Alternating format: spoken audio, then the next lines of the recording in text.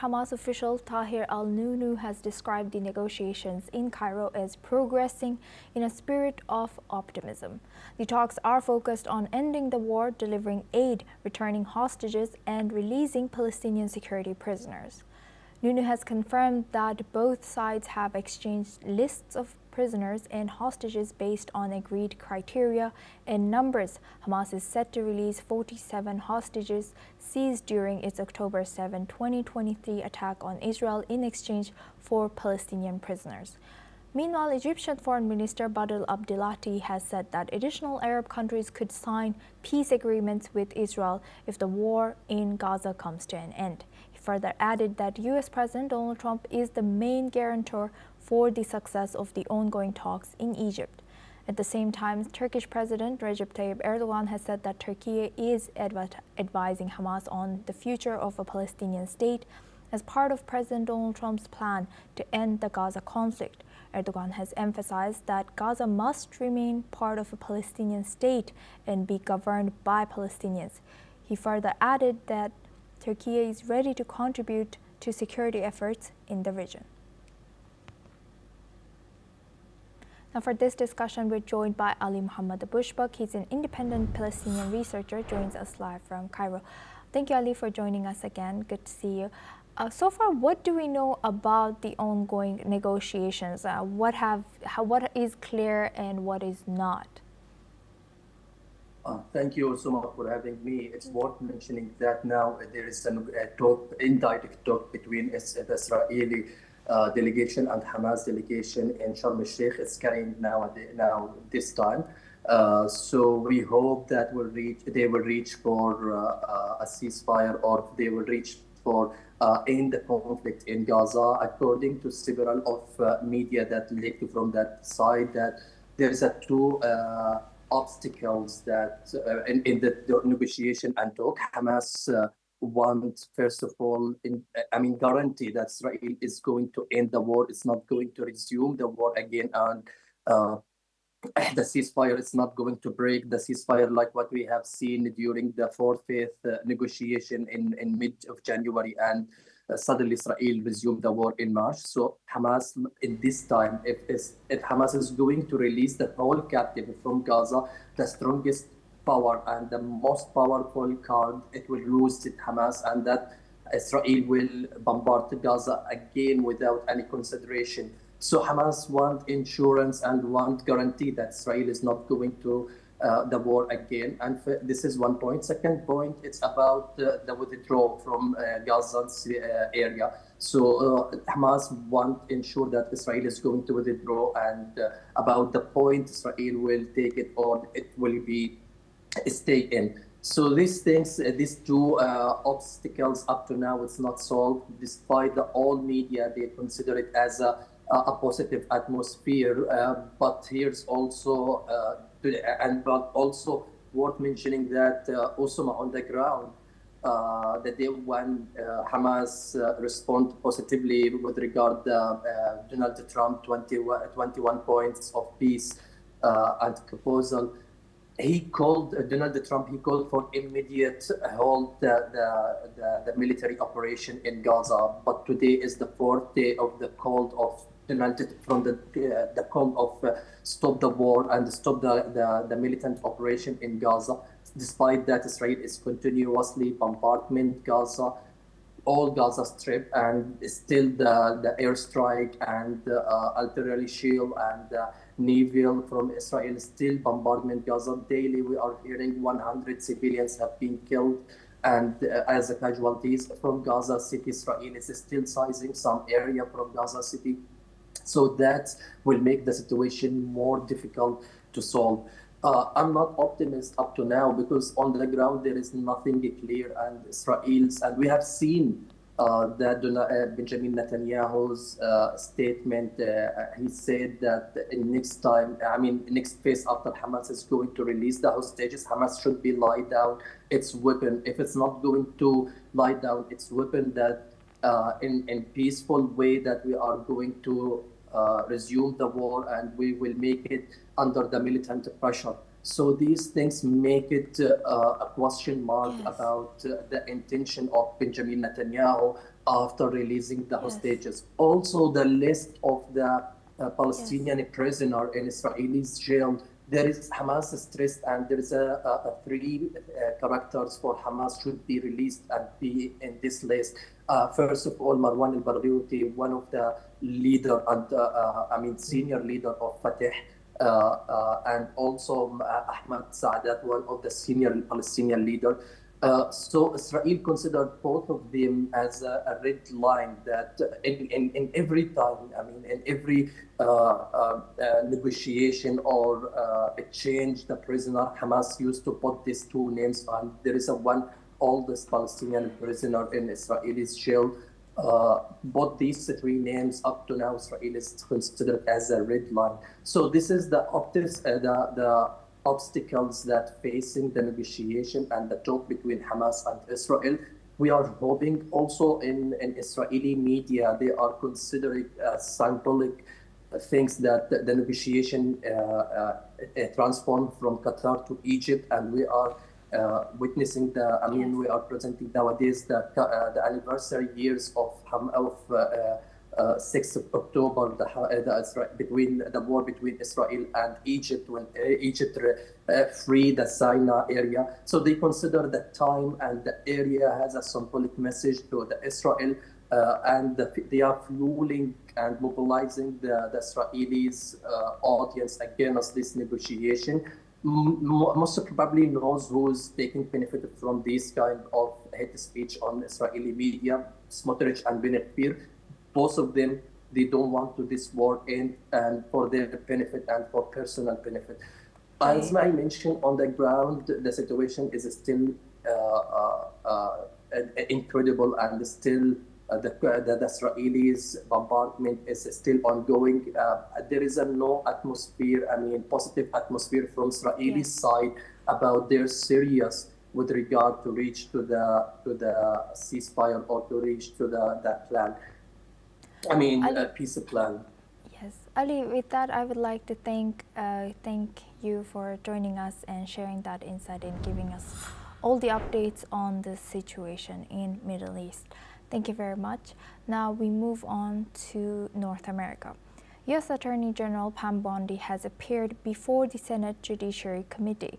Bondi has faced the committee over the alleged witch hunt of federal employees in the United States. She has said that she took office with two goals: to end the weaponization of justice and to return the Department of Fighting Crime. She has said that in the past 8 months, the Justice Department has made tremendous progress towards these goals. Now, Pam Bondi has also been questioned on the matter of the deployment of National Guards in Chicago. She has stated that the Trump administration and the Guards are working to protect citizens. Let's in fact listen into what the Attorney General has said. Yeah, Chairman, as you shut down the government, you voted to shut down the government, and you're sitting here, our law enforcement officers aren't being paid. They're out there working to protect you. I wish you loved Chicago as much as you hate President Trump. And currently, the National Guard are on the way to Chicago. If you're not going to protect your citizens, President Trump will. Right now as we speak. Oh, by the way, so is Director Patel and Deputy Attorney General Todd Blanche. You're sitting here grilling me, and they're on their way to Chicago to keep your state safe. Now, question on the Justice Department's reversal on releasing the Epstein files. Bondi has accused Democratic senators of accepting campaign donations from an Epstein associate. Bondi has also been questioned about her handling of former FBI Director James Comey's case. This comes days after the Justice Department brought charges against the former FBI Director of lying to Congress in 2020. Comey is set to make his first court appearance this week. Now, for this discussion, we go back to Mark Sutherland. He's a geopolitical commentator, joins us live from London. Now, Mark, looking at U.S., Trump administration is under a lot of fire. Also, looking at this news just coming in from Pam Bondi, what do you think is next for Trump administration? How do you think moving forward they can they can get back trust of the citizens of U.S. on the administration? And what do you think is next for this administration? There are many citizens in the United States, remember, that actually voted for President Trump last November. There are many citizens that fully support him. And what we've got is an ideological battle. That is what is going on. You have many people, if you look at people like Trevor Loudon and writing wonderful books like The Enemies Within, and The Enemies Within under the Obama regime as well, you have an ideological battle. This is people that don't believe in America and then what it stands for. This ideological battle has been going on for a long time, and it is called the radical left and Marxism and communism, and that is what is going on. And the Trump administration is also deeply concerned about that and the attack on American values, and the fact that people voted to deal with that, voted to then build the wall. We then have to go back to January 6th when people accuse why Pam Bondi et al, why are you going in to clean house? Because she's deeply concerned about the weaponization of the justice system. And in my opinion, those concerns are justifiable, especially when you look at Jan 6 and the fact that 1,500 people were then arrested for then taking their constitutional rights on that day to say we question what happened in the election of 2020. That has ramifications now, because people with an ideological viewpoint, you only have to look back in the past at Nancy Pelosi explaining how you smear your opposition. Also Maxine Waters going, we need to get in the face of people who are against our political ideology and really push that. That's what's going on. But also, just finally, when you then have a breakdown in law and order, which is something that President Trump profoundly disagrees with and is asking the states to deal with that. We only have to look at the goings on with California, plus looking at the illegal immigration. I mean, we could argue that 11 million illegals have come over, and then you could argue could even be up to 50 million when you're looking at wonderful and informative documentaries made by people like J.J. Carroll. This is where we're at. It's an ideological fight, and the Democrats, who are still absolutely furious that Trump won, no matter what legality of operation they then had to go at him. You then go back in regard to what you were saying about Comey, and you go Russia, all the accusations that would then come out of Hillary Clinton's mouth, and then go when she's addressing Americans and calling them, a basket of deplorables. This fight has, in recent times, has been going on since 2008.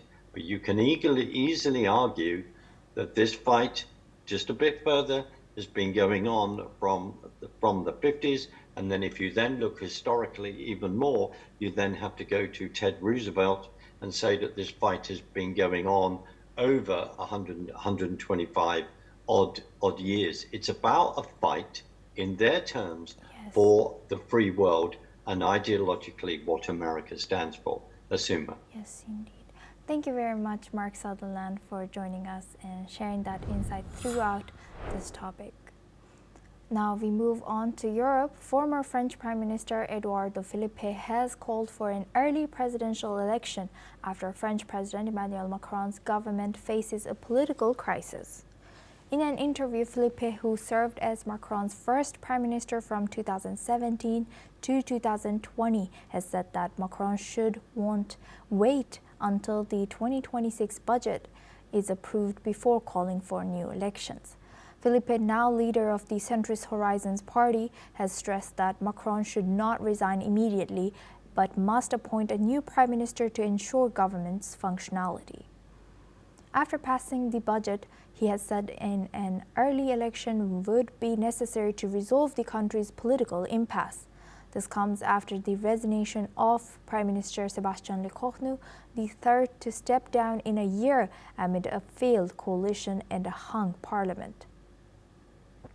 Filipe joined other former allies, including Gabriel Attal, in expressing disillusionment with Macron's leadership. Let's listen into what he has said. On ne contraint pas le président de la République à partir. Je ne suis pas pour sa démission immédiate et brutale. Elle aurait un impact terrible. Elle interdirait une élection présidentielle qui se passe dans de bonnes conditions. Mais je crois qu'il doit prendre une initiative. Et il me semble qu'il s'honorerait si par exemple, il proposait un nom de Premier ministre, il nommait un Premier ministre avec pour fonction d'exécuter les affaires courantes et de construire un budget, de faire adopter ce budget. Et qu'à l'issue, dès lors que ce budget est adopté, dès lors que la France est dotée d'un budget, et c'est indispensable, il annonce qu'il organise une élection présidentielle anticipée, c'est-à-dire qu'il part immédiatement après que le budget... Now we move on and we stay in Europe. Spanish emergency services have recovered the bodies of 4 people from beneath the rubble of a 6-story building that collapsed in central Madrid while being refurbished into a hotel yesterday. The victims have been identified as 3 men aged between 30 to 50 from Ecuador, Mali, and Guinea-Conakry and were employed at the site as construction workers. And the last victim is identified as a 30-year-old woman, the renovation project's architect. In a search and rescue operation in which police and firefighters deployed drones and sniper dogs, their remains were found nearly 15 hours after the collapse of the building's interior structure that has left its facade intact.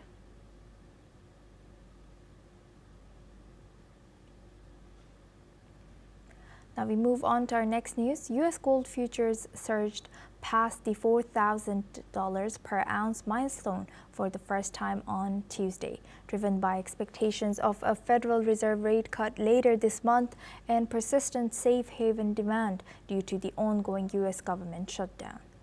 Meanwhile, China's central bank added gold to its reserves in September for the 11th straight month. Also, Goldman Sachs has raised on its December 2026 gold price forecast to $4,900 per ounce from $4,300, citing strong Western exchange traded fund inflows and likely central bank buying.